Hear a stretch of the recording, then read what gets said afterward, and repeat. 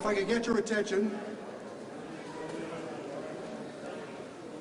I don't know that there's been a greater assembly of rail constellation transportation officials at this Union Station. And we left Boston, pleased to report that the train was on time. We think in the future we can speed it up, but not to miss the point that when I was growing up in Springfield, Springfield was often described as the east-west, north-south corridor of America. And based upon the tutorial that we received today from the CEO of Amtrak, Steve Gardner, I can tell you that we were well on our way to making this a national intersection again. Clearly, the conversations that we had, we discussed double tracking, we discussed some of the challenges that still await us, but this is a most significant day. To have the CEO of Amtrak, the president of Amtrak, and to have the very distinguished governor of the Commonwealth with us, I think highlights part of the discussions that we've had and a reminder that we are once again well upon our way. I would like to point out that as I described the crossroads of New England being right here in Springfield, that there is still a significant way to go, but not to miss the point, that the progress that we've made, particularly on the north-south side, and now the conversations that we've had about east-west rail avail themselves with this opportunity. I want to thank Joe Biden. When you consider that the infrastructure bill that we did and the work that the Ways and Means Committee did with the CARES Act, the American Rescue Package, the CHIPS Act, and last week the Inflation Reduction Act, all of this I think highlights one of the most significant congressional achievement periods in American history. And I bring that to your attention because I've had a great working relationship with Governor Baker. He's been terrific to deal with on many of these issues time and again. His knowledge is first class as it relates to the issue of east-west, north-south rail. He has always been but a phone call away to the people of western and central Massachusetts, which means so much to me. But I will say this as well. He is fully committed. We engaged in these conversations over the course of months and indeed a couple of years. And now I think he's one of our great champions and great stalwarts. Always an honor to introduce the Governor of Massachusetts, Charlie Baker. Yay.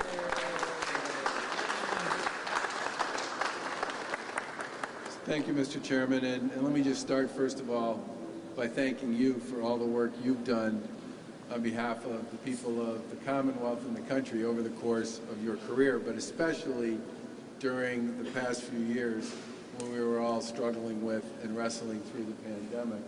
Your being a phone call away and the work that you did, not just to provide the Commonwealth of Mass and the people of Massachusetts with the resources that they needed to deal with the many threats and challenges that came with COVID, but the work you did for the country was exemplary. We really appreciate it, and you did it with both Democrats and Republicans in the White House. I do want to thank and welcome Steve Gardner here.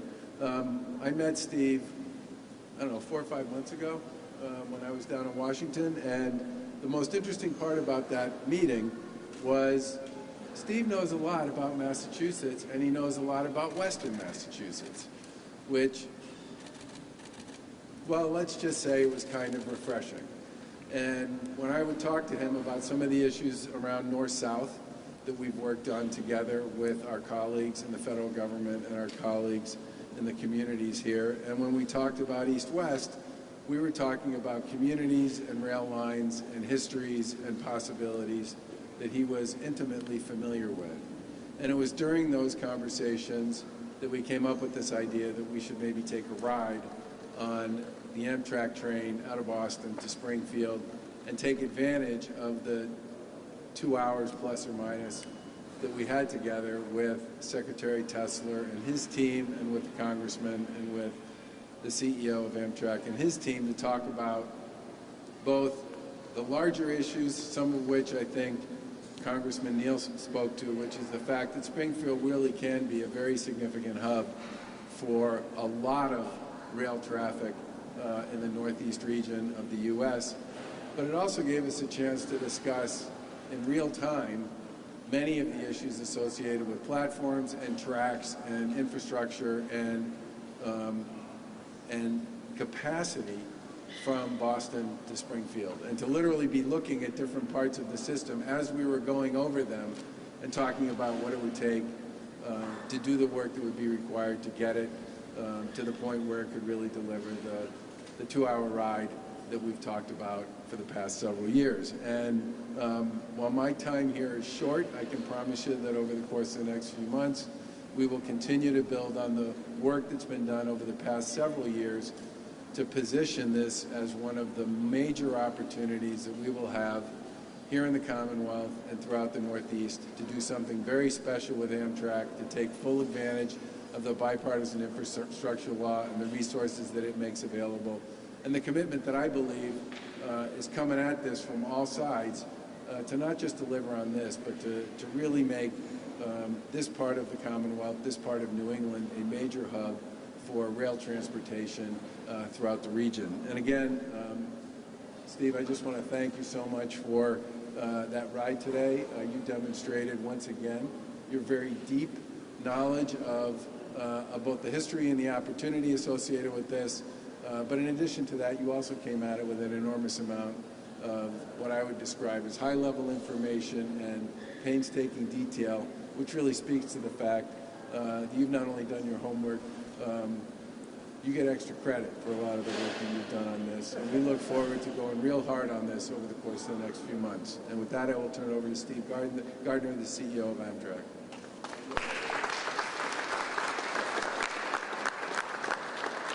Thank you, Governor. Let me just say it's really Amtrak who has the thanking to do.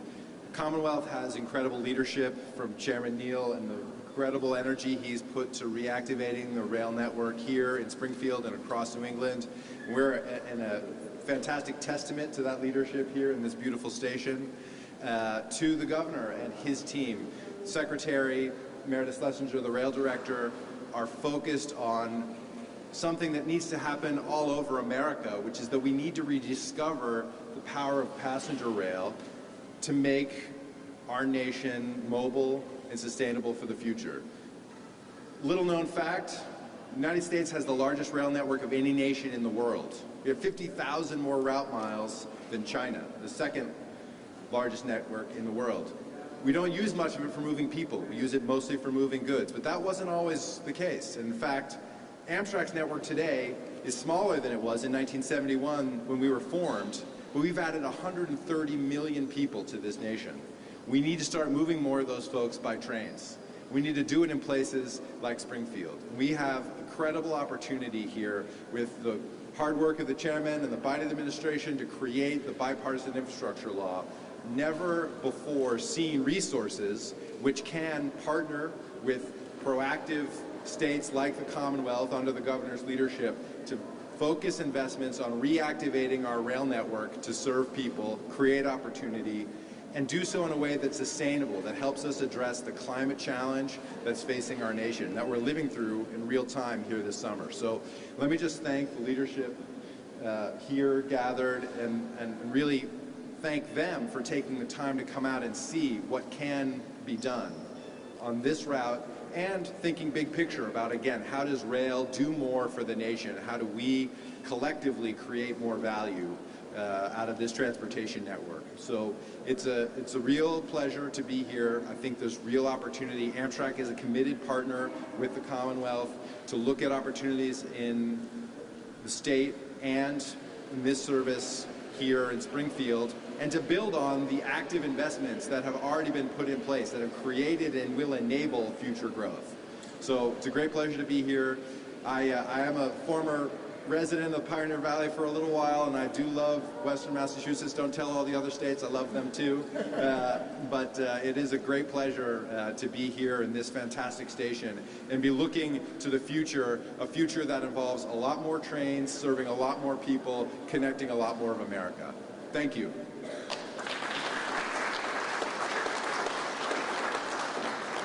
I have a chance to hear from Secretary Tessler, who's been marvelous to work with on this issue as well. And I received a tutorial today from these folks with the DOT. They were just great, and they know this every inch of the way, so we're delighted that the Secretary is with us.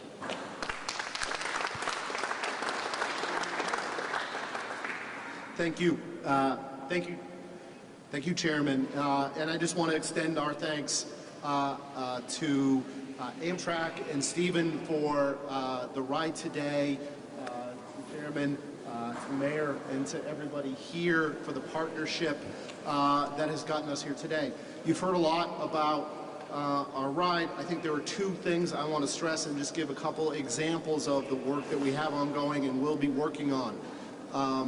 The two themes today, I think I'd summarize, is really the opportunity overall for passenger rail service and the strategic importance of Springfield as we look to this region in ways that we can add, improve, and supplement service. And I just want to go through a couple very quick details of work that we've been doing and are doing at this time. And we're doing it with the help of Amtrak. We should also note we work very closely with the state of New York and the state of Connecticut because, again, this is regional service and they're critical partners. We also work incredibly closely with CSX, the freight railroad, who is the owner of the rail line through here and will be a vital partner as we move forward. And together, we've been working with these partners to do a series of things. One, here today in Springfield Union Station, you see the work led by Chairman Neal and many others that have brought us to the Resort Station. We have worked with our partners at Amtrak and Connecticut to increase service between New Haven and Springfield from 3 to 8 daily trips. We've also started the pilot Valley Flyer service, extending service from Springfield to Greenfield with 2 daily trips. And just last month, we launched the Berkshire Flyer, a pilot of seasonal weekend service between New York City and Pittsfield via Albany. Now, CSX has been a great partner with this.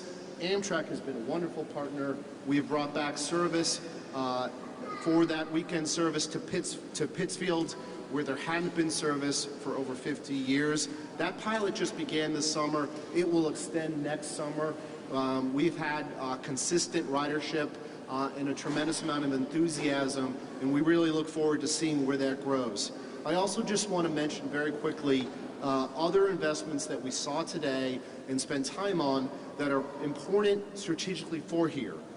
We are working with Amtrak at South Station for investing in a $41 million grant to improve what we call Terra 1. That improves MBTA commuter rail service, Amtrak service through the Acceler and the Northeast Regional, and helps service that comes from east to west and west to east. We also work closely with Amtrak on a lot of service, not just along the Northeast Corridor, but with the Downeaster that has similar partnership and model to what we are working on here. So again, I want to thank our partners at Amtrak, our partners here in Springfield for the wonderful ride, the work we've begun, and the investments that we're going to continue to work on together to grow this critical crossroads. Thank you.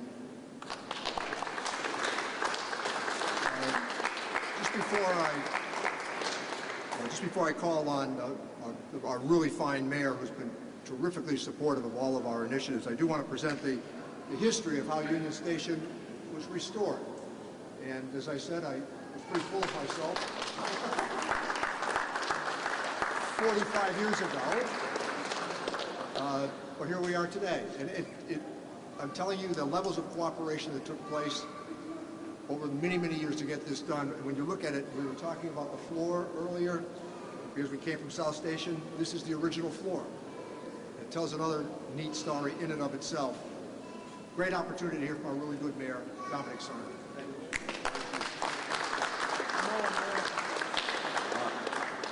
Chairman Neal, you should take the multitude of credit, your stick-to-itiveness.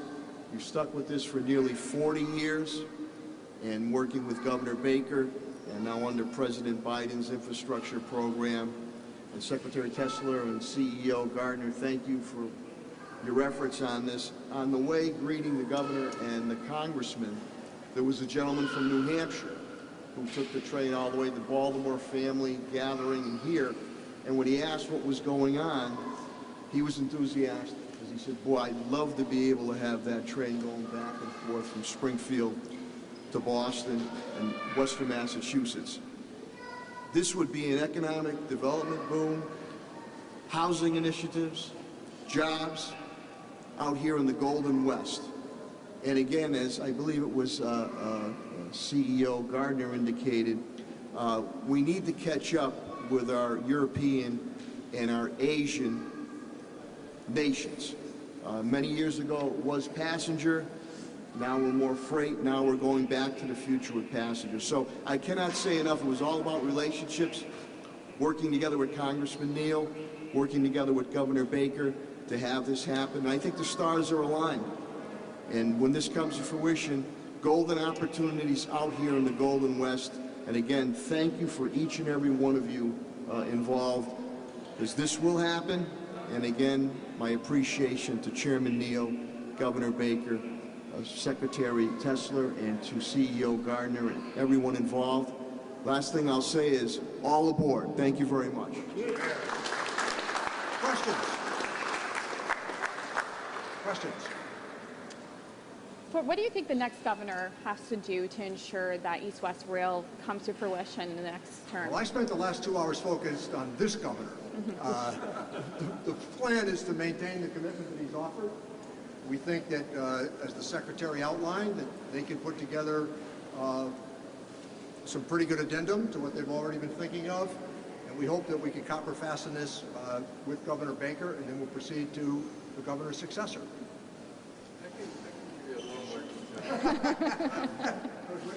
I don't think about this issue a lot, but I think about it some. The issue of what next. There are significant resources that both the Federal Railroad Administration and Amtrak have available through the bipartisan infrastructure law.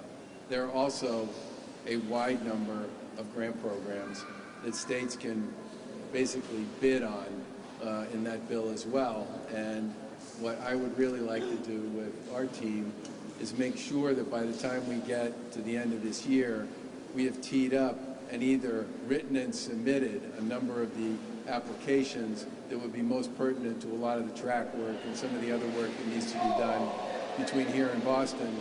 And in addition to that, tee up whatever the, spending time talking to the folks at Amtrak and the FRA, obviously, but tee up whatever other sorts of things we should be putting into the pipeline to ensure that we get what I would describe as Massachusetts' fair share with respect to the resources that are available. Because if you look at a lot of what's in that law, the resources are certainly there. What we need to do is do the best job we possibly can, making the case that dollars spent by us and by the federal government on these initiatives will do more here to expand the opportunity around passenger rail than dollars that would be invested for coming from other places. And I think, I mean, we've done so much of the work to be able to define what has to happen here over the past few years.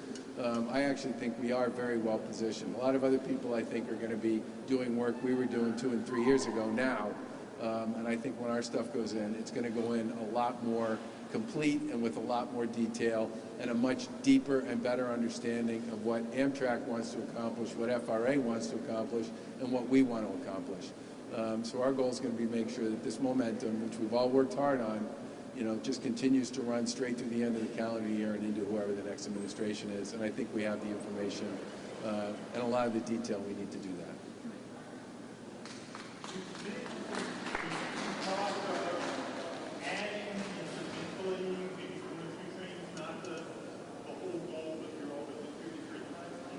I'll have the CEO of Amtrak speak to that, but that did come up in the discussion on the way in. Thank you, Mr. Chairman. So it's a good question. We're talking about these opportunities now. We do have some potential with the trains that today come to Springfield and terminate here, that we could potentially run some of those trains to the east and make some early connections. In order to do that, we've got to go through the work that the governor described, which is to get all of our plans in place and go through a process of application through the Federal Railroad Administration. Secretary Buttigieg has been an absolute leader on passenger rail issues and has a huge focus on these sort of opportunities, and I concur completely with the governor that so much of the work has been done here, neither prior investment or planning, that this opportunity, I think, is ripe for investment. but it's going to be all of us working in concert, working together with CSX, the owner of the railroad, west here from Worcester, on coming up with an opportunity and an approach that works. So the near term is to go through that process of grant application and investment for the limited investments we think could be necessary to start service, while at the same time advancing a broader plan that may take more time to develop the kind of full network that the region needs over time. But we are anxious and already are underway working with the Commonwealth to identify these opportunities and to find the next steps to be able to deliver service and again, provide value here to the community. Well, I think our expectation that the grants are not yet available to be applied for. So that's the first thing, and we anticipate that opportunity will happen before the end of the year. The Department of Transportation is going to be issuing those opportunities for grants, and so I would expect that early next year is when the applications will be due, and so we've got this time between now and sort of the end of the year to get ourselves ready to be able to apply for funds, and then as funds are awarded, then that produces a program schedule of investment. So, yeah. I think that's the result. That will be the result of the work of us getting the plan together, going to get dollars, and having those dollars awarded. So everyone needs to just give a little bit of time for us to put that together. But I think the important thing is you see a group of folks here who are really committed to looking at this opportunity. Certainly Amtrak is. Last question. What's the timeline for the creation of the rail authority to receive this? Well, we had that conversation with the legislative leadership, and I await their decision making. They believe that there are things that can be accomplished before that has to go into effect. So the conversation I had with the Speaker and the Senate President, it went fine. Does that have to be created in order for The legislative leadership did not seem to think so. We'll have to wait and see. Okay, thank you. Yes. Go ahead. The legislature, I think what the legislature agreed to do works, which is they basically gave the folks at DOT about $250 million for this purpose, okay? But most of that's capital money, which means they're thinking of it as the match against the question you asked about, which is supporting federal grants applications. What they also included in that was a requirement that we do, I think by the end of the year, right? Is it March? Well, let's get it done by then.